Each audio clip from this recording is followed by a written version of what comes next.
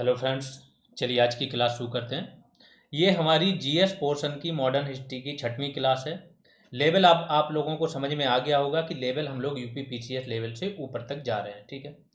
Modern history का complete होना मतलब है कि किसी भी एग्जाम में जीएस का जो पोर्शन है उसका 10% आपका कंप्लीट हो गया। मिनिमम की बात कर रहे हैं, मिनिमम 10% आपका कंप्लीट हो गया। तो मॉडर्न हिस्ट्री बहुत इंपॉर्टेंट पोर्शन है, बहुत अच्छे से पढ़ना। बहुत सारे फैक्ट्स हैं। जब आप एक दूसरे को इंटरलिंक करते हुए पढ़ते हो तो सारे फैक्ट्स क्लियर होते चले जाते हैं। ठीक है। अभी तक हम लोगों ने क्या पढ़ा, फिर से मैं थोड़ा सा रिवाइज कर दूं।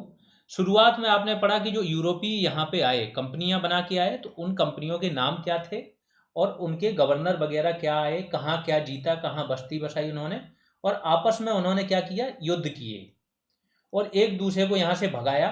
फाइनली क्या हुआ, अंग्रेज यहाँ पर रह गए। ये पूरा इन डेप्थ आपने पढ़ लिया।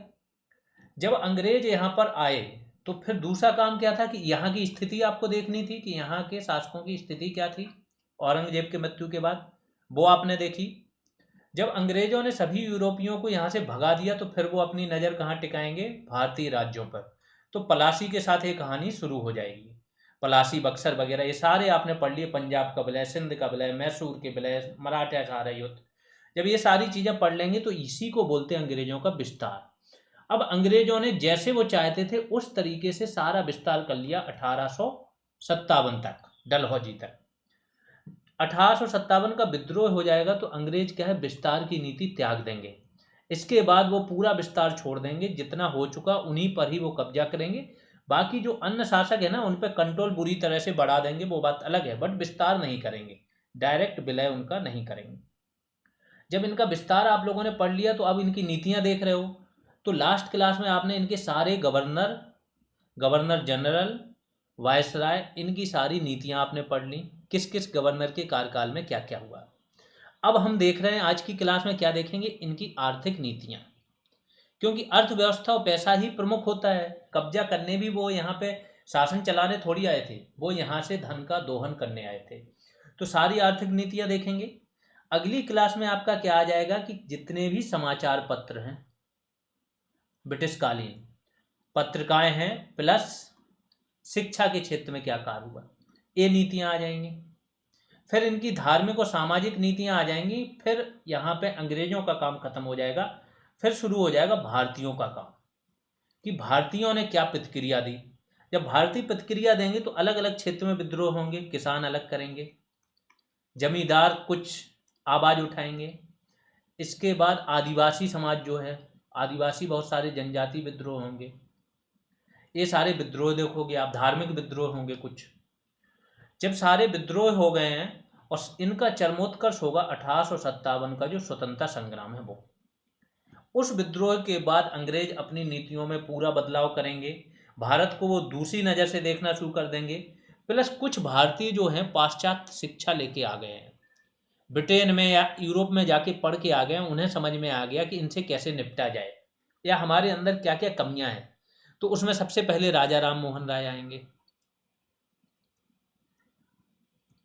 और अन्य आएंगे, केशव चंद्र सेन, देवेंद्रनाथ ठाकुर। इसके बाद आपके स्वामी विवेकानंद जी आ जाएंगे, स्वामी दयानंद सरस्वती। इन सब ने जो धार्मिक और सामाजिक सुधार किया उसके बारे में जानेंगे। जितनी संस्थाओं की स्थापना हुई है वो सारी संस्थाएं जानेंगे। एक क्लास में ये सब आ जाएगा। जब ये सारी चीज़ें आ जाएंगी तो फिर हम सीधा चलेंगे कहाँ पर, कांग्रेस के पहले की संस्थाएं। कांग्रेस की स्थापना से पहले कुछ 8 से 10 संस्थाएं बनी थी, वो देखेंगे, उनके छोटे मोटे काम देखेंगे। और फिर सीधा कांग्रेस की स्थापना होगी और हमारा राष्ट्रीय आंदोलन शुरू हो जाएगा। पहले आपके नरम दल वाले आएंगे, फिर गरम दल आएंगे, और इसके बाद बंगाल विभाजन से शुरू होगी ये कहानी। और फाइनली आपका कहाँ 1947 पे ख़त्म होगी। फिर बहुत कम रह जाएगा, मैक्सिमम चीज़ें आसान रहेंगी। यही 4-5 क्लासेज जो अभी आने वाली हैं ये थोड़ी सी आप लोगों के लिए टफ रहेंगी। बहुत ध्यान से पढ़ना। शुरुआत में कुछ स्टूडेंटों का जो है ना मोटिवेशन या जो उनका रुझान है काफ़ी अच्छा लग रहा है। आज या कल 2-3 स्टूडेंटों ने बोला है कि सर वो एमसीक्यूज अलग से बनाएंगे और वो डाल दिया करेंगे ग्रुप में। जो एमसीक्यूज आपको प्रीवियस ईयर्स क्वेश्चन के रूप में मिल रहे हैं वो आपको रेगुलरली सॉल्व करना है। फिर ध्यान रखना, जो स्टूडेंट स्टार्टिंग की 8 से 10 क्लासेज में सब कुछ कवर कर लेते हैं, सब कुछ याद कर लेते हैं, अच्छी समझ बना लेते हैं, प्रैक्टिस कर लेते हैं, उनका जीएस फिर रुकेगा नहीं। यहाँ से वो वही पेस बनाए रखेंगे और लास्ट तक उनके सारे सब्जेक्ट अच्छे से क्लियर हो जाएंगे। तो जो भी स्टूडेंट हैं, बिल्कुल वेट एंड वॉच की स्थिति में रहना नहीं है आपको। तरीके से जिस दिन क्लास आई उसी दिन फिनिश करो उसको, बढ़िया से नोट डाउन करो चीज़ें। अगले दिन आपको प्रीवियस एज क्वेश्चन ग्रुप में दिए जाते हैं, उनको भी आप करो। प्लस कुछ स्टूडेंट आगे अब लीड ले रहे हैं, वो अपने आप धीमे धीमे आएंगे, तो कुछ क्वेश्चन बना के दे रहे हैं, कुछ और ज़्यादा अच्छे से रिवीजन का कुछ लेके आएंगे, तो एक माहौल अच्छा सा क्रिएट होने लगा है। ठीक है, तो आज का हमारा टॉपिक क्या है? ब्रिटिश कालीन आर्थिक नीतियां तथा उनका प्रभाव। ब्रिटिश काल में जो भी आर्थिक नीतियां हैं, इसके बारे में एक अपना माइंड में रख लो कि ब्रिटिश काल में जो भी ये काम करेंगे, इनका हर एक काम का या हर एक नीति का सिंपल उद्देश्य होगा धन का दोहन। यहाँ से धन का दोहन करना या धन की निकासी करना या धन का परिगमन, ये सारे शब्द एक ही चीज के लिए हैं। इसका सिंपल मतलब है कि दुनिया के किसी भी देश में अगर एक देश को कोई चीज मिलती है तो उसके बदले में दूसरे देश को कोई चीज मिलती है। यहाँ से अगर हमारे कर्मचारी यूएसए में जाके काम करते हैं तो यूएसए से वो क्या है, पैसा कमाते हैं, भारत भेजते हैं। तो हमने यूएसए को क्या दी, सेवा दी, और उन्होंने क्या दिया, पैसा दिया। तो एक चीज के बदले दूसरी चीज मिलती है। लेकिन धन का दोहन ये है कि हमारे संसाधनों का एक तरफा दोहन हो रहा है, चाहे वो आपके मानवीय संसाधन हो, चाहे पैसा हो, चाहे वस्तु हो, हर एक चीज का एक तरफा दोहन हो रहा है। केवल एक तरफ से जा रही है, दूसरे वाले देश को कुछ नहीं मिल रहा है, यानी कि हमें। यही धन का दोहन था। तो क्या हुआ, 17वीं शताब्दी में भारत विश्व का सबसे बड़ा उत्पादक देश था। जब 17वीं शताब्दी थी, 17वीं शताब्दी कब होता है, 1601 से लेकर 1700 तक, ये दुनिया का सबसे बड़ा उत्पादक देश। ऐसा माना जाता है दुनिया की जीडीपी का 25% भारत से उत्पादन होता था। फिर 1720 में क्या किया इन्होंने, भारतीय रेशमी और छपे हुए वस्त्र, जो कि दुनिया में सबसे ज़्यादा डिमांड होती थी, इन पर इंग्लैंड में पूर्ण प्रतिबंध लगा दिया कि ये आप इंग्लैंड में आयात नहीं कर सकते हो। और जो लोग पहन रहे हैं, जिनके पास पहले से, उन पर जुर्माने की व्यवस्था कर दी। तो एक तो जैसे ये ब्रिटेन है आपका छोटा सा, और ये है ये आपका इंडिया यहाँ पर। तो यहाँ से जो चीज़ें जा रही, तो यहाँ पे इन्होंने क्या लगा दिया, एक तो प्रतिबंध लगा दिया, अंदर आएंगे नहीं। जिनके पास ऑलरेडी वो पहन नहीं सकते हैं कि दूसरा उससे प्रभावित ना हो। दूसरा क्या करेंगे, जो यहाँ से यहाँ आ रही हैं, तो यहाँ पे सीमा शुल्क लगेगा, आयात शुल्क लगता है। तो सरकार यहाँ पे किसने कब्जा लिए, ब्रिटेन वालों ने। तो यहाँ पे क्या कर देंगे, वो सीमा शुल्क मुक्त कर देंगे, जिससे कि जो वस्तु यहाँ से यहाँ आए उसके रेट बढ़े ना, सस्ती रहे। और जब सस्ती रहेगी तो भारतीय चीज़ें महंगी हैं, ये मशीन से बन के आ रही, सस्ती हैं, तो यही चीज़ दुनिया अपना लेगी। इस टाइम पे जो चाइनीज वस्तुएं हैं, वो क्यों, चाइनीज वस्तुएं भारत में क्यों छाई हुई हैं दुनिया के देशों में, क्योंकि वो सस्ती हैं। सस्ती भी हैं, क्वालिटी भी ठीक ठाक दे देते हैं, लोग उन्हीं को खरीदते हैं। जो देश की बनी हुई चीज़ें उन्हें कोई नहीं खरीदता है। तो चाइना ने ये चीज़ अपना रखी है। इन पर भी होता है, एंटी डंपिंग ड्यूटी लगाई जाती है ना। आज की डेट में तो संरक्षण के उपाय भी हैं। जब अपनी शासन है, काउंटर वैलिंग ड्यूटी लगाई जाती है। जब आप लोग इकोनॉमिक्स पढ़ोगे तब आपको बताएंगे क्या होती है डंपिंग, क्या होती है, और एंटी डंपिंग ड्यूटी क्या होती है, काउंटर वैलिंग ड्यूटी क्या होती है। ठीक, इस टाइम कुछ नहीं है क्योंकि अंग्रेजों का यहाँ पे शासन है। तो क्या करेंगे, भारत में ब्रिटेन से होने वाले आयात, जो ब्रिटेन से भारत में आ रहे हैं, उन पर शुल्क या तो नाम मात्र का है या बिल्कुल शुल्क नहीं है। तो और इसके लिए शब्द का उपयोग क्या किया गया, इंपीरियल प्रेफरेंस। ठीक है, जो शाही प्रेफरेंस है, उस शब्द का प्रयोग किया गया, जिससे कि यहाँ ब्रिटिश वस्तुएं सस्ती हों, सस्ती होंगी तो लोग खरीदेंगे और यहाँ से पैसा ब्रिटेन जाएगा। और जो यहाँ से वस्तुएं जा रही हैं बन के, उन पे प्रतिबंध ही लगा दिया। इसी को बोलते थे एक तरफा मुक्त व्यापार की नीति।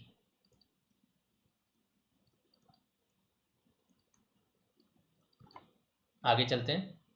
भारत में उपनिवेशवाद के 3 चरण थे। पहली चीज तो उपनिवेशवाद की मैं आप लोगों को परिभाषाएं बता चुका हूं, फिर से समझ लो कि उपनिवेशवाद होता क्या है। एक देश द्वारा किसी देश दूसरे देश को डराकर, धमकाकर, प्रत्यक्ष या अप्रत्यक्ष रूप से नियंत्रण करके उस देश के संसाधनों का दोहन करना, इसे क्या बोलते हैं, उपनिवेशवाद। आज की डेट में भी उपनिवेशवाद चल रहा है, नियो उपनिवेशवाद बोलते हैं, नया। अब डायरेक्ट कब्जा नहीं करते। चाइना जैसे देश है, इतना कर्ज दे देंगे कि फिर आप वो चीज़ बेचने, जिस चीज़ के लिए कर्ज दिया है, जैसे चाइना ने श्रीलंका में हम्बन टोटा बंदरगाह के लिए कर्ज दिया, इतना ज़्यादा कर्ज दे दिया और इतने भारी जो ब्याज दर है उस पर दे दिया। अब वो चुका नहीं पा रहा है उसकी किस्तें, तो उसने क्या किया, यही बंदरगाह 99 साल के लिए चाइना को लीज पे दे दिया कि तुम ही चला लो। ऐसे हो रहा है। तो अब नए तरीके से उपनिवेशवाद चल रहा है। फिर से आते हैं। तो पहला चरण क्या था, वाणिज्यिक चरण। वाणिज्य या व्यापार। व्यापार में क्या होता है, बनी बनाई वस्तु होती है, उसको आप इधर से उधर बेचते हो, ठीक है। तो शुरुआत में यही था, वहाँ से वो आते थे, यहाँ पे चीज़ें वस्तुएं खरीद के ले जाते थे, मसाले वगैरह, कपड़े, है ना। और वहाँ से क्या, सोना चांदी लेके आते थे। तो 1757 से 1813 तक वाणिज्यिक चरण चला। फिर 1813 के आसपास वहाँ पे औद्योगिक क्रांति पहले हो चुकी थी। औद्योगिक क्रांति यहाँ पे अब अपने चरम पर है। बड़े पैमाने पे मशीनों द्वारा माल बन रहा है, सस्ता माल बन रहा है, ठीक है, टिकाऊ भी बन रहा है। जब मशीन है, यहाँ पे आदमी हाथ से एक बनाएगा, मशीन उतने टाइम में 1000 बना देगी। तो औद्योगिक क्रांति का समय है। वहाँ के जो उद्योगपति होंगे वो दबाव डालेंगे ब्रिटेन पे। जब दबाव डालेंगे तो नीतियाँ उसी हिसाब से बनेंगी और यहीं पर एक तरफा मुक्त व्यापार की नीति बनेगी। तो ये मुक्त व्यापार का चरण है 1813 से लेकर 1858 तक। अब 1858 तक क्या स्थिति आ जाएगी, 50 के दशक तक, 1850 तक क्या आ जाएगी कि अब ब्रिटेन में पूंजी बहुत ज़्यादा होगी उद्योगपतियों के लिए। लेकिन जिस देश में विकास हो जाता है वहाँ पे क्या है, मजदूरी बढ़ जाएगी। जैसे इंडिया में अभी बढ़नी शुरू हो गई, मजदूरी बढ़ जाएगी, वेतन बढ़ जाएगी, हर चीज़ बढ़ जाएगी। तो चीज़ों के दाम भी क्या हो जाएंगे, महंगे हो जाएंगे। लोगों की ज़रूरतें ऑलरेडी पूरी हैं तो वो ज़्यादा खरीदेंगे नहीं, महंगी चीज़ें बिकती नहीं हैं। तो अब इस पूंजी का निवेश ब्रिटेन में करना क्या हो जाएगा, कम लाभकारी होगा। तो इनके पास जब जो पूंजी रहेगी, अब ये क्या करेंगे, भारत में निवेश करेंगे। तो तृतीय चरण आएगा वित्तीय पूंजीवाद का चरण, 1858 से लेकर 1947 तक। इस चरण में क्या होगा, रेलवे में, बागान में, चाय कॉफी के बागानों में, बैंकिंग सेक्टर में, सिंचाई में, इन सब में निवेश किया जाएगा, ठीक है। आगे चलते हैं। तो ये तीनों चरणों की डेट याद कर लेना। 1813 में कंपनी के एकाधिकार को समाप्त किया गया। जब आप लोग पढ़ोगे आगे चल के, अधिनियम सारे पढ़ाएंगे, तो 1813 का अधिनियम है, उसमें क्या होगा, चाय, T and trade with China, चाय और चीन के साथ व्यापार को छोड़ के बाकी सारी जगह पे जो ईस्ट इंडिया कंपनी है उसका एकाधिकार समाप्त कर दिया गया। अब ब्रिटेन की अन्य कंपनियां भी भारत आके व्यापार कर सकती थी।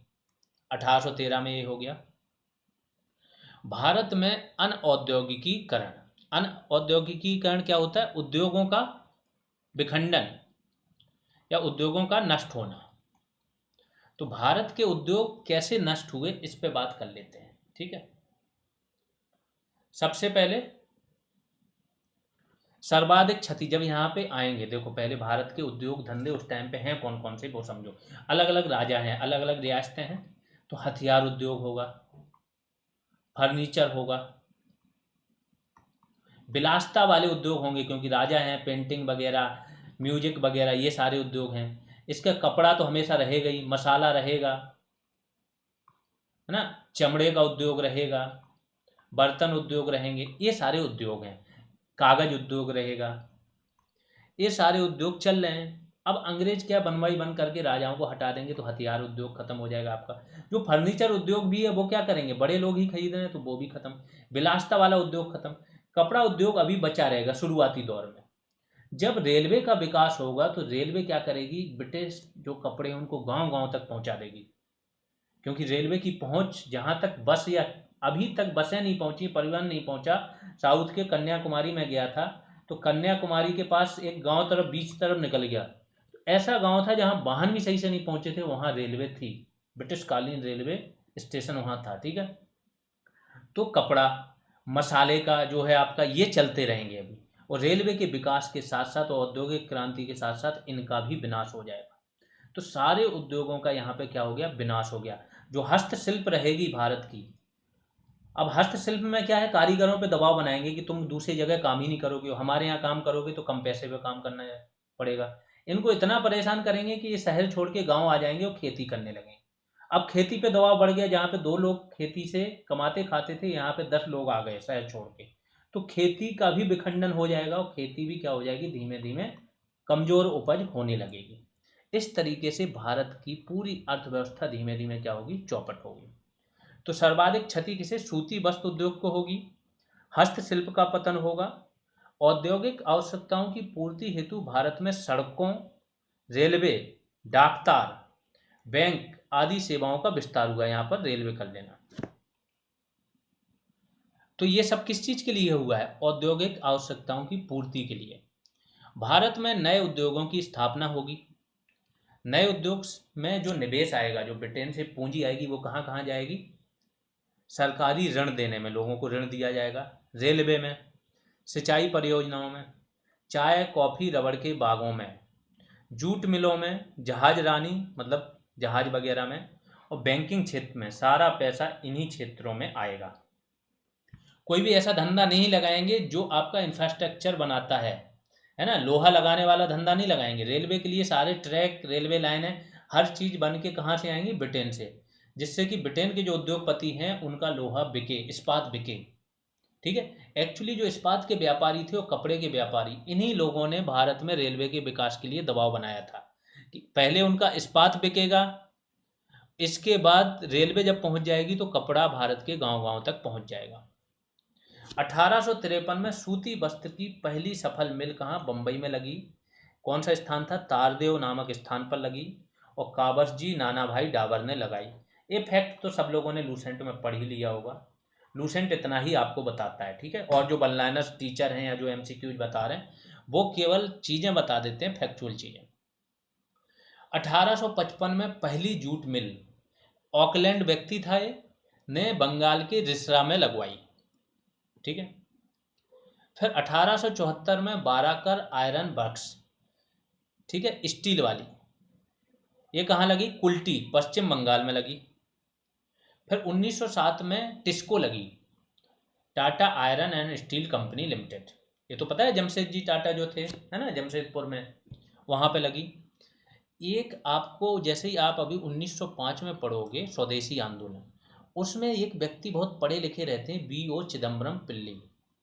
ये इसी स्वदेशी आंदोलन के समय पे स्वदेशी स्टीम नेविगेशन कंपनी की स्थापना कर देंगे। ये क्या? जहाज वगैरह बनाएगी, बहुत बड़ी कंपनी बन जाती है आगे चल, इसकी भी स्थापना होगी।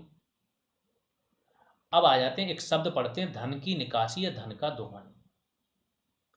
तो जैसा मैंने धन का दोहन तो बताया ही है, क्या था? संसाधनों का एक तरफा प्रवाह। भारत से इंग्लैंड जाने वाला वह धन जिसके बदले भारत को कुछ नहीं मिला, इसे बोलते हैं धन का दोहन या धन की निकासी। अच्छा, जो लोग भी बीपीओ वाले हैं, अगर आप बीपीओ की तैयारी कर रहे हो तो इसी चैनल पे पंचायती राज की, कंप्यूटर की, यूपी स्पेशल 85+ वीडियोज पड़े हैं, अलग अलग प्लेलिस्ट बनी है, पूरा कवर करा है, आप लोग उसको देख सकते हो। और उसका भी पेड बैच अगर ज्वाइन करना चाहो आप तो उसकी जानकारी कमेंट सेक्शन में रहती है। ठीक है। आते हैं तो संसाधनों का एक तरफा प्रवाह क्या है? भारत से इंग्लैंड जाने वाला वह धन जिसके बदले भारत को कुछ नहीं मिला है। धन के दोहन के माध्यम क्या होते थे? किस माध्यम से ये लोग भारत से धन का दोहन करते थे? तो कंपनी के जितने भी कर्मचारी होते थे उनको वेतन, पेंशन, ये तो नॉर्मल चीज़ है। ये गिफ्ट बहुत देते थे बड़े बड़े अधिकारी, जैसे मैंने सिराजुद्दौला का बताया था। जबरन लूटा हुआ धन भी होता था, ये इनकी मात्रा और ज़्यादा होती थी, भ्रष्टाचार से जो ले जाते थे। ठीक है। कंपनी के समस्त ऋणों को भारतीय राजस्व से चुकाना।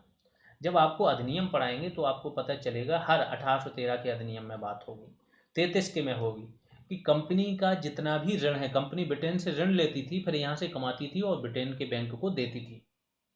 ठीक है। 4 लाख पौंड कंपनी ने ब्रिटिश संसद से मांगा था, ब्रिटिश बैंक से कर्ज मांगा था। तो ये ब्रिटिश पिट्स ऑफ इंडिया एक्ट लेके आ गए थे कि अब हम कंट्रोल बढ़ाएंगे तो हमसे कर्ज मांग रहे हो। कंपनी के जो शेयर धारक होते थे, सारी प्राइवेट कंपनी थी, सबका पैसा लगा था, तो कंपनी के शेयर धारकों को हर साल में लाभांश दिया जाता था। एक अधिनियम में तो 10.5% लाभांश का क्या है, इनको दिया गया था कि मिनिमम इतना लाभांश आपको मिलेगा, गारंटी मिलेगी। तो ये भी भारतीय पैसा है। भारतीय प्रशासन के नाम पर ब्रिटिश बाजारों में की जाने वाली खरीद। ब्रिटेन में ऑफिस होते थे, जैसे बोर्ड ऑफ कंट्रोल हो गया, और बाद में भारत परिषद बनाएंगे वो 1858 के बाद। इनमें क्या, इनका एक ऑफिस होता था, वहाँ कर्मचारी होते थे, वहाँ कागज वगैरह हर चीज़ की जरूरत होती थी, वो भी खरीदते थे भारतीय पैसों से। अन्य साधन क्या थे? भू राजस्व, जो अधिशेष बचता था वो ब्रिटेन में भेज देते थे, घुमा फिरा के फिर इंडिया में निवेश के रूप में आता था, तो उस पर भी फायदा कमाते थे। व्यापार पर एकाधिकार था, क्योंकि दूसरा कोई कंपनी या देश घुस नहीं सकता था। भारतीय लोगों को बाहर बेचने नहीं दे रहे थे। यहाँ पे दो राज्यों के बीच में भी बहुत भारी सीमा शुल्क लगा रखे थे, तो एक राज्य से दूसरे राज्य में भी क्या है, चीजें नहीं जा पा रही। गिफ्ट तथा बलपूर्वक लिया गया धन था, और भारतीय बाजार का जो इस्तेमाल किया वो भी एक अप्रत्यक्ष रूप से धन का दोहन था। अब आते हैं 1756 ईस्वी के बाद से यूरोप से महंगी धातुओं का आयात पूर्ण रूप से खत्म हो गया। इस समय को जानो, 1756 क्या है? बंगाल के संसाधनों पे अब इनका अधिकार होने ही वाला। 1757 की लड़ाई बस केवल एक औपचारिकता बाकी है, बाकी तो ये बहुत सारी चीजें लूट ही चुके हैं। तो इस ईस्वी के बाद यूरोप से जो महंगी धातुएं आती थी ना, भारत, सोना चांदी जवाहरात, अब वो बंद हो गए। अब वो भारतीय पैसे से ही भारतीय सामान खरीद के यूरोप में मुनाफा कमा रहे हैं। एक व्यक्ति है जॉन सुलिवान, ये मद्रास काउंसिल का हेड था। मद्रास काउंसिल का क्या था? अध्यक्ष था जॉन सुलिवान। इसने बोला कि हमारी प्रणाली कुछ इस तरह कार्य करती है कि गंगा के तट से सारी अच्छी चीजों को सोखकर, स्पंज की तरह, ठीक है, सारी अच्छी चीजों को सोखकर टेम्स के किनारे उसे निचोड़ देती है, इसने कहा। तो अब समझ लो, टेम्स नदी कहाँ है आपकी? लंदन में। तो लंदन भेज देती है गंगा से चीजें। कुछ तथ्य हैं, बहुत इंपॉर्टेंट है धन के दोहन के बारे में, कि धन की निकासी या धन के दोहन के सिद्धांत का प्रतिपादन सबसे पहले किसने किया? दादा भाई नौरोजी। बहुत पढ़े लिखे व्यक्ति थे। आगे चल के ब्रिटेन की लोकसभा जिसे बोलते हैं ना, हाउस ऑफ कॉमन्स, 1892 में वहाँ के लिए चुने जाएंगे, उसके सदस्य बन जाएंगे, सांसद ब्रिटेन में, ठीक है। इन्होंने एक लेख लिखा, इंग्लैंड डेब्ट टू इंडिया, भारत का इंग्लैंड पर कर्ज क्या है, ठीक है, ये ऐसा एक लेख इन्होंने लिखा। और ये पेपर इन्होंने कब? 2 मई 1867 को लंदन में ईस्ट इंडिया एसोसिएशन, एक संगठन इन्होंने बनाया था, ईस्ट इंडिया एसोसिएशन, इसकी बैठक में ये इन्होंने पहली बार पढ़ा था। तो ये फैक्चुअल चीज़ें, डायरेक्ट क्वेश्चन आएगा, ध्यान रखना, इसको बहुत अच्छे से समझ लेना। दादा भाई नौरोजी के कुछ अन्य लेख या पुस्तकें हैं, ये पुस्तक बहुत बार पूछी जाती है, poverty and un British rule in India. इनका मानना ये था, देखो ब्रिटिश को ये क्या मानते थे, जितने भी नरमवादी थे, शुरुआती कांग्रेसी थे, ये भी थे दादा भाई नौरोजी, ये मानते थे कि जो ब्रिटेन में ब्रिटिश गवर्नमेंट है ना, वो बहुत पढ़ी लिखी, सभ्य, भ्रष्टाचार मुक्त, नैतिक गवर्नमेंट है। ये लोग बड़े नैतिक हैं, कानून के हिसाब से चलते हैं, क्योंकि जब ये ब्रिटेन में पढ़ रहे थे तो इनके साथ कोई भेदभाव नहीं हुआ, वहाँ रहे, काम करे, वहाँ के सांसद बन गए, तो ये उसको मानते थे। तो तभी इन्होंने ब्रिटिश, इसका नाम क्या रखा कि अन ब्रिटिश। ये ब्रिटिश के हिसाब से है ही नहीं, ये आपकी ओरिजिनलिटी है ही नहीं जो इंडिया में रूल चल रहा है। ब्रिटिश रूल तो वो है जो इंग्लैंड में चल रहा है, कहीं भेदभाव ही नहीं कहीं का है। दूसरी बुक लिखी इन्होंने, the bonds and means rule in India, 1870 में। और अगला है on the commerce of India, 1871 में। इनको याद रखना। अब दादा भाई नौरोजी ने कुछ धन के दोहन के बारे में बोला है, इसे बोला है ईविल ऑफ ऑल ईविल्स, यानी कि अनिष्टों का अनिष्ट कहा है। कुछ समाचार पत्र थे, जैसे अमृत बाजार पत्र का, और लोकमान्य बाल गंगाधर तिलक का था मराठा, पता होगा आपको, केसरी भी निकालते थे वो, मराठा भी निकालते।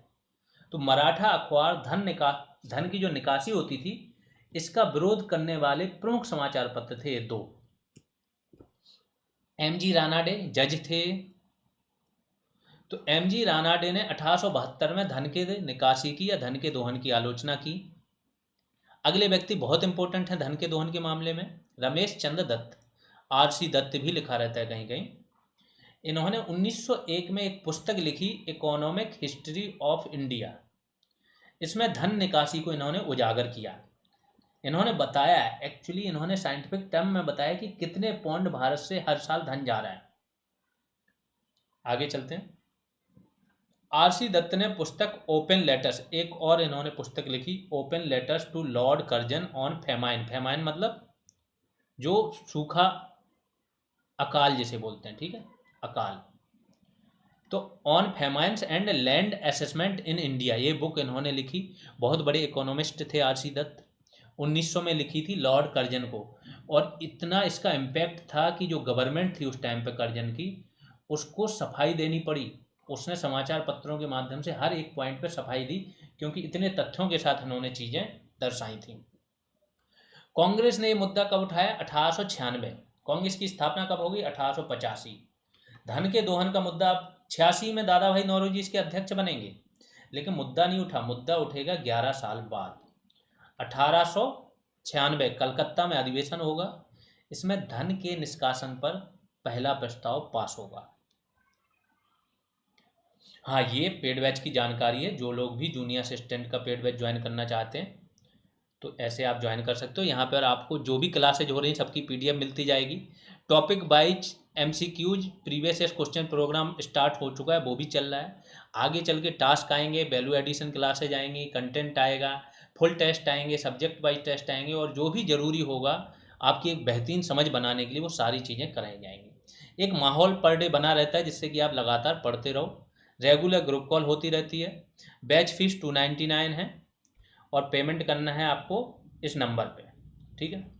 ये नेम देख लेना, और इसके बाद स्क्रीनशॉट टेलीग्राम या व्हाट्सएप में से किसी पर भेज सकते हो। कोई क्वेरी हो तो इस नंबर पर कांटेक्ट कर सकते हो। बीपीओ के बैच के लिए भी सेम प्रोसेस है ज्वाइन करने के लिए, बस स्क्रीनशॉट के साथ मेंशन कर देना बीपीओ है कि जूनियर असिस्टेंट है।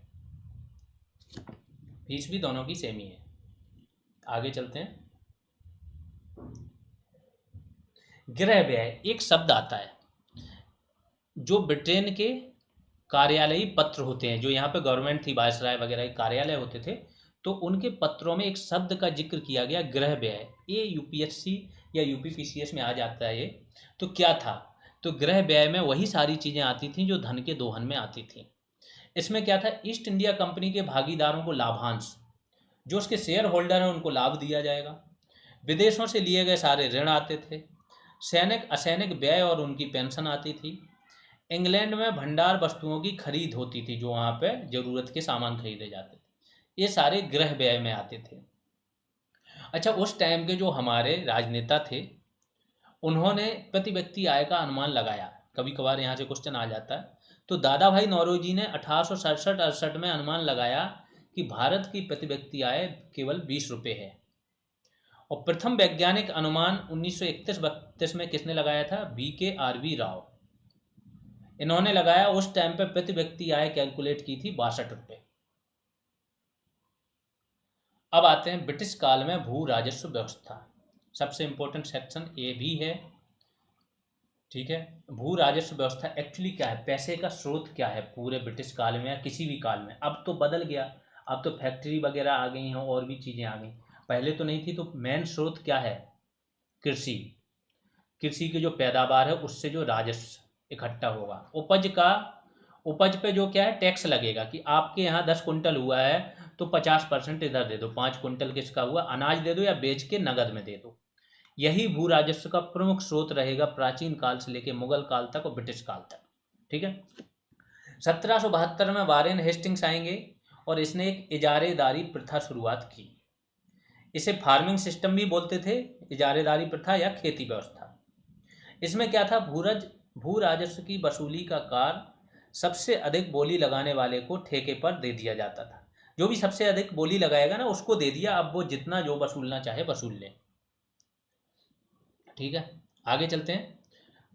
तो वारेन हेस्टिंग ने सबसे पहले यहाँ 1 वर्ष का होता था, इसने इसे 1 वर्ष से बढ़ा के 5 वर्ष का कर दिया। और फिर इसने क्या किया? 1776 में इसे फिर से 1 वर्ष का किया। ब्रिटिश काल में भू राजस्व की 3 प्रकार की प्रणाली प्रचलित थी, जो कि आपको पढ़नी है। पहली है जमींदारी या स्थायी बंदोबस्त, दूसरी रैयतवाड़ी और तीसरी महालवाड़ी। तो स्थायी बंदोबस्त देख लेते हैं। जमींदारी प्रथा क्या थी? 1793 में लॉर्ड कॉर्नवालिस लेके आया था। हुआ क्या था? 1790 में इसने 10 साल एक बंदोबस्त किया, लेकिन 1793 में इसे क्राउन की अनुमति मिल गई। इसी बंदोबस्त को इसने क्या है स्थायी बंदोबस्त बना दिया, ठीक है। तो कॉर्नवालिस लेके आया था। अन्य इसके नाम क्या थे? जागीरदारी, इस्तमरारी, मालगुजारी, विश्वेदारी। किसके समय में आई? कॉर्नवालिस।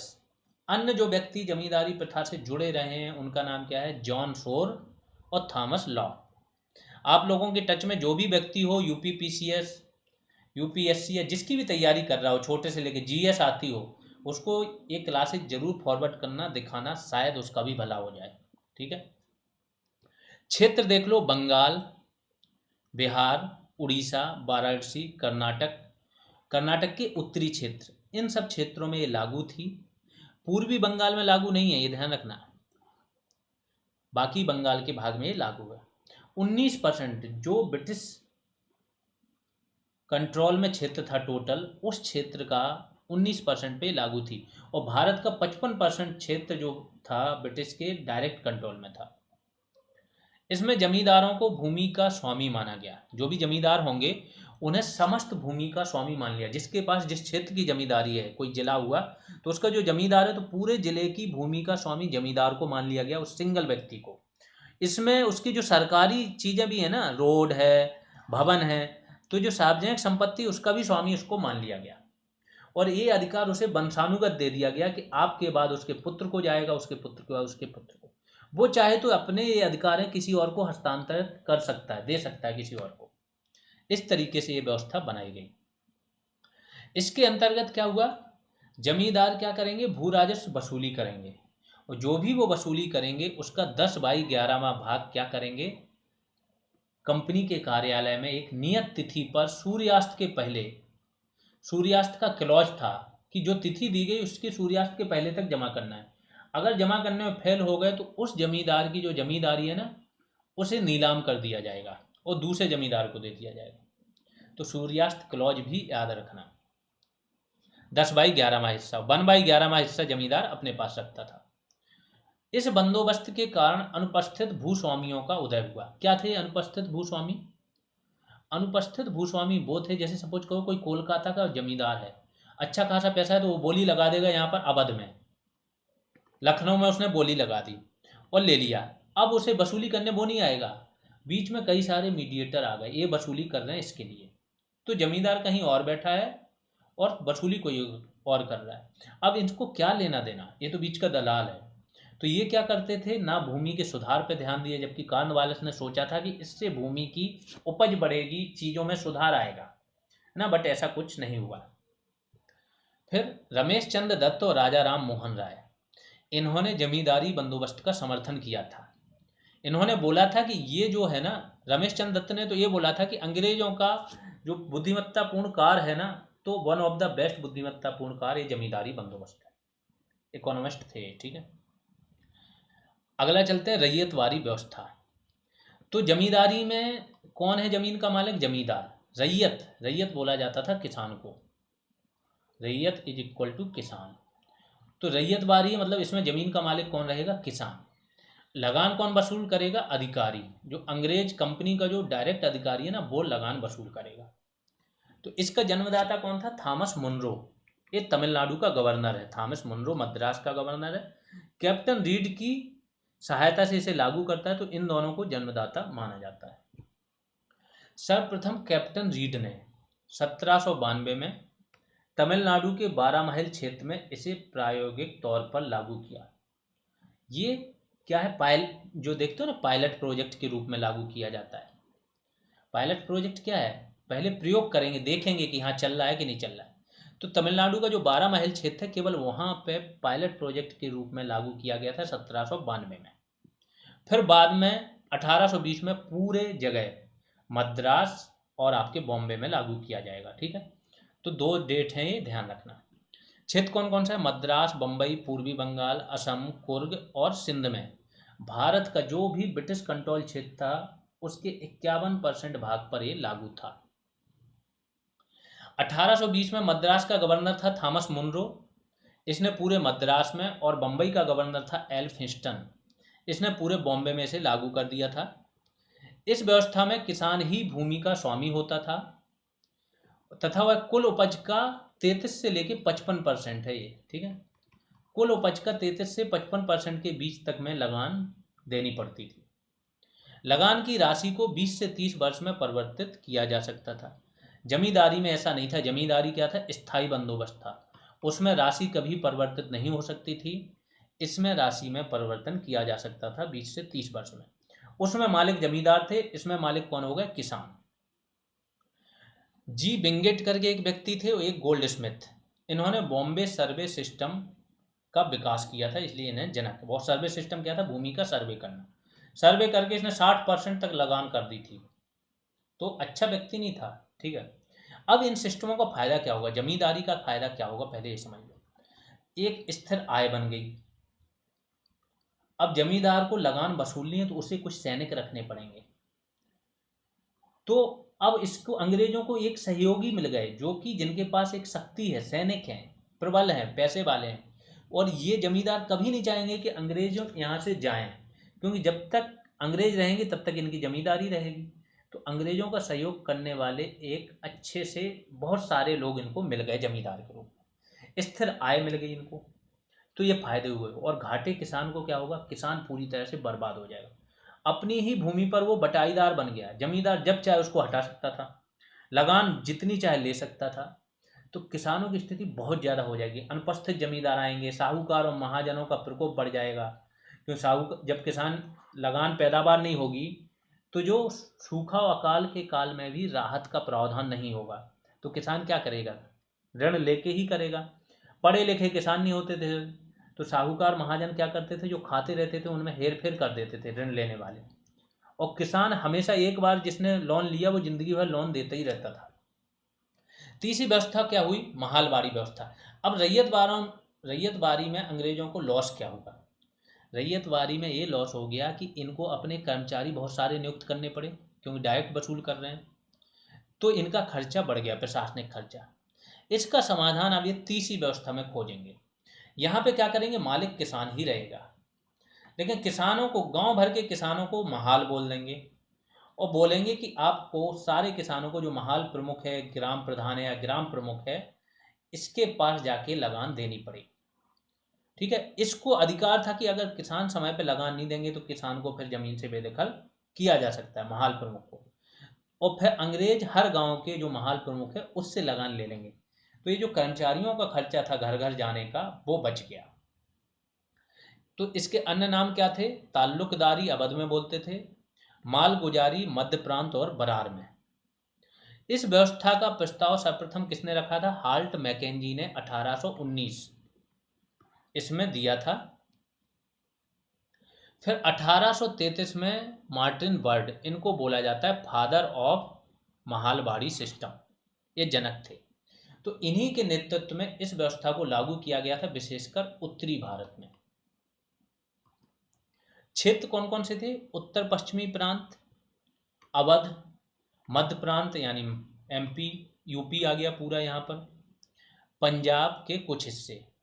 पूरे भारत का जो ब्रिटिश कंट्रोल भारत है उसका 30% हिस्सा आता था महालवाड़ी के अंदर। 1822 में ये जो शब्द था ना महालवाड़ी, या जो व्यवस्था थी, 1822 में इसे मान्यता मिली थी, रेगुलेशन 7, ये जो एक्ट आया था इसके द्वारा, और 33 में लागू हो गया था। इस व्यवस्था में संपूर्ण ग्राम या महाल को भू राजस्व की इकाई माना जाता था। गांव के लोग अपने मुखिया के माध्यम से लगान अदा करते थे, मीन्स अपने मुखिया के पास लगान जमा कराते थे। भूमि का स्वामित्व किसान के पास रहता था, वह भूमि बेच सकता था, गिरवी भी रख सकता था, लेकिन अगर लगान समय पर नहीं चुकाए तो महाल प्रमुख क्या है, उसको भूमि से बेदखल कर सकता था। इसमें लगान निर्धारण हेतु मानचित्रों का प्रयोग किया गया था। तो अलाउद्दीन खिलजी का पढ़े होंगे कि भूमि की उसने पैमाइश कराई थी, अच्छे से मानचित्रों का यूज किया था। फिर लगान, यहाँ पे भी लगान निर्धारण के लिए क्या है, मानचित्रों का प्रयोग किया गया था। यहाँ से क्वेश्चन बनता है। इन सबसे प्रभाव क्या होगा? प्रभाव वही है, अंग्रेजों को सब कुछ फायदे ही फायदे होंगे, और भारतीय जो किसान होंगे ना, उनकी दशा बहुत खराब हो जाएगी। आगे चल के जो चंपारण सत्याग्रह होगा ना, तो चंपारण के जो किसानों की दशा, राजकुमार शुक्ल वगैरह ये लिखते हैं ना गांधी जी को, तो जब देखते हैं कि हाड़ मांस निकला हुआ, मीन्स सिर्फ हाड़ दिख रहे हैं किसानों की, इतना कमजोर, दुबला, गंदे कपड़े, फटे कपड़े पहना हुआ, चेहरे पे झुर्रियाँ, और ऐसे लग रहा है कि वर्षों से शोषण हो रखा है, हर एक किसान की यही दशा थी। ठीक है, तो कृषकों की दशा दयनीय हो जाएगी, कर्ज के जाल में फंस जाएंगे, खेती उपज में गिरावट आ जाएगी, बराबर शोषण करेंगे साहूकार महाजन वगैरह, और इससे अंग्रेजों के प्रति असंतोष बढ़ेगा। अब आते हैं, एक शब्द का और यूज होता है, कृषि का वाणिज्यीकरण। तो ये केवल इसके शब्द का मतलब ही समझना है। क्या होता है? बाजार अथवा मुनाफे को ध्यान में रखकर खाद्य या अखाद्य फसलों की खेती करना। चाहे वो खाद्य फसलें हों चाहे अखाद्य फसलें हों, उनकी खेती केवल बाजार और मुनाफे को ध्यान में रखकर जब की जाती है तो उसे बोलते हैं कृषि का वाणिज्यिकरण। कृषि का वाणिज्यिकरण कौन लेके आएगा? अंग्रेज ही लेके आएंगे। और ये एक जबरन प्रक्रिया थी, स्वाभाविक नहीं थी कि भारतीय चाहते थे। अंग्रेजों ने नगद में लेना चीज़ें शुरू कर दी, नगद में लगान लेनी शुरू कर दी, तो किसान मजबूर हुए। नील, अफीम, कपास, गन्ना, चाय, कॉफ़ी, ये सारी क्या है? वाणिज्यिक फसलें हैं जिनकी खेती उस टाइम पे होती थी। अब रेलवे आपको पढ़ा दिया गया था 1853 में बॉम्बे टू ठाणे, 1854 में कलकत्ता टू रानीगंज। ये तो आपको पता चली गया। कुछ समितियां बनी थी रेलवे के विकास के लिए, इनसे क्वेश्चन आ जाते हैं कभी कभी, जान लीजिए। 1902 में रॉबर्टसन आयोग बना, रेलवे बोर्ड ही था एक प्रकार का ये। 1907 में मैकी की अध्यक्षता में दूसरा रेलवे बोर्ड बना। 1925 में रेल बजट को साधारण बजट से पृथक किया गया, एक वर्ष समिति की अनुशंसा पर। फिर आपको पता है दोनों बजट को फिर से एक साथ किया गया। कब किया गया? मोदी गवर्नमेंट में। आप लोगों के लिए क्वेश्चन है किस ईयर में किया गया? नहीं तो दोनों बजट पृथक आते थे 1925 के बाद। ये समिति ध्यान रखना, रेलवे से रिलेटेड है, एक वर्ष समिति। अगला 1949 से 50 रेलवे का राष्ट्रीयकरण कर दिया गया था स्वतंत्रता के बाद। 1921 में एक वित्त आयोग बना था, अंग्रेजों ने बनाया था, नाम दिया था भारतीय वित्त आयोग। प्रथम था ये वित्त आयोग और इसके अध्यक्ष कौन थे? इब्राहिम रहीम तुल्ला। ये भी ध्यान रखना, इंपॉर्टेंट है। आप लोगों को जो भी बीपीओ वाले हैं उन्हें बताना है कि जो भारत का स्वतंत्रता के बाद पहला वित्त आयोग कब बना और उसके अध्यक्ष कौन थे। बहुत ही सिंपल है, कई बार हो चुका ये क्वेश्चन। ब्रिटिश कालीन प्रमुख कारखाना अधिनियम। अब देखो, ब्रिटिश काल में कुछ औद्योगिक सुधार हुए, श्रमिकों की दशा में सुधार के लिए कुछ कानून बने जिन्हें बोला गया ये कारखाना अधिनियम है। तो 1881 का प्रथम कारखाना अधिनियम, लास्ट क्लास में हमने बताया था। हुआ क्या है, 1881 आते आते भारत में भी कंपनियां लग चुकी थी, फैक्ट्री वगैरह। अब भारत में जो फैक्ट्री लग चुकी तो भारत में मजदूरी क्या है? सस्ती है, काम के घंटे क्या है? ज़्यादा है, छुट्टियां वगैरह है नहीं, सुविधाएं मजदूरों को कुछ मिली नहीं। तो ये क्या होगा? प्लस वहाँ से लाने का जो खर्च है ट्रांसपोर्टेशन का, वो भी यहाँ पे लगना नहीं क्योंकि यहीं बन रहा है। ये सब चीज़ें करके यहाँ की चीज़ें फिर से सस्ती हो गई, भारतीय चीज़ें। जब यहाँ की चीज़ें सस्ती हो जाएंगी तो ब्रिटेन का जो लंका शायर जगह होगी, है ना, कपड़ों वगैरह, कपड़े के जो व्यापारी होते हैं, ये लॉबी क्या करेगी? इस पे ध्यान देगी और ये वहाँ पे मांग करेगी कि भारत में जो श्रमिक रूल हैं उन्हें लाए जाएं, कारखाना अधिनियम लाया जाए, श्रमिकों की दशा में सुधार किया जाए, जिससे उनके काम के घंटे कम हों, मजदूरी बढ़े, छुट्टियां मिलें, सुविधाएं मिलें, जिससे कि इनका खर्चा बढ़े और वस्तुएं क्या हों? महंगी हों। जब महंगी होंगी तो वहाँ की वस्तुएं यहाँ से क्या प्रतिस्पर्धा कर पाएंगी। तो देखो, भारतीयों की, कुछ लोगों की ये भलाई चाह रहे हैं लेकिन फाइनली क्या चाह रहे हैं? अपनी भलाई चाह रहे हैं। लोगों को लगेगा मजदूरों की दशा में सुधार चाह रहे हैं, लेकिन ऐसा नहीं है। ठीक है, तो 1881 का प्रथम कारखाना अधिनियम आएगा। शासनकाल किसका रहेगा? लॉर्ड रिपन का। बहुत ही व्यक्ति अच्छा रहता है। सुधार क्या होगा? 7 वर्ष से कम आयु के बच्चों के काम पर रोक लग जाएगी। अगर 7 से 12 वर्ष का बच्चा है तो 9 घंटे से कम कार्य करना पड़ेगा, या 9 घंटे, मैक्सिमम 9 घंटे। ठीक है, और महीने में उसको 4 अवकाश मिलेंगे, साप्ताहिक छुट्टी। खतरनाक जो मशीनें हैं उनकी तारबंदी की जाएगी जिससे कि कोई वहां गिरे ना। दूसरा कारखाना अधिनियम 1891 में आया, लॉर्ड लैंसडाउन के कार्यकाल में। इसमें क्या किया कि जो साप्ताहिक अवकाश केवल बच्चों को था वो सबको दे दिया, जितने भी श्रमिक हैं। जो 7 वर्ष वहाँ था, अब कर दिया कि 9 वर्ष से कम आयु के बच्चे कार्य नहीं कर सकते। स्त्रियों के लिए 11 घंटे अधिकतम कार्य कर सकती हैं और बच्चे 7 घंटे। तो अब धीमे धीमे क्या है, मजदूरी बढ़ने लगी यहाँ से। ठीक है, वस्तुओं के रेट बढ़ने लगे क्योंकि उन पर लागत बढ़ने लगी। फिर 1991 का कारखाना अधिनियम आया। इन्होंने बोल दिया कि सभी लोग 12 घंटे से ज़्यादा कोई भी व्यक्ति काम नहीं करेगा। 1922 में आएगा ये 1911 में आया था। 1922 में आएगा कि 11 घंटे मैक्स टू मैक्स। ये वयस्कों की बात हो रही है, बच्चों की नहीं, बच्चों के लिए और कम था। 1937 फिर 1944 में व्यवस्था बन गई कि कोई भी व्यक्ति अधिकतम 9 घंटे काम करेगा और वहाँ पे कैंटीन की व्यवस्था भी रहेगी जिससे वो खाना पीना भी खा पाए। ये अधिनियम भी आ गए, ब्रिटिशकालीन जितनी भी आर्थिक नीतियाँ थी सारी आप लोगों ने पढ़ ली। ये बीपीओ पेड बैच की जानकारी है, जिसे भी ज्वाइन करना है ये सारी चीज़ें मिल जाएंगी आपको, सिंगल पीडीएफ मिल जाएगी। पंचायती राज की कंप्यूटर की सिंगल पीडीएफ मिल जाएगी आपको। इसका UP special topic wise MCQs, बहुत सारे एमसीक्यूज हुए हैं, 15 + 20 12, टोटल 27 टेस्ट तो आपके पंचायती राज पर हैं। और हर टेस्ट में कम से कम 150 से 200 क्वेश्चन हैं, एकदम रिलेवेंट। तो ये सारी चीज़ें मिल जाएंगी, टाइम टू टाइम पे ग्रुप कॉल होती रहती है, आपके डाउट दूर होते रहेंगे। फीस 299 है, इस नंबर पे करना है और ये स्क्रीनशॉट भेज देना टेलीग्राम या व्हाट्सएप पर। बाकी आप लोग जिसको भी क्लासेज अच्छी लग रही हैं बिल्कुल शेयर करते रहिए, आगे बढ़ाते रहिए। अभी के लिए इतना ही, धन्यवाद।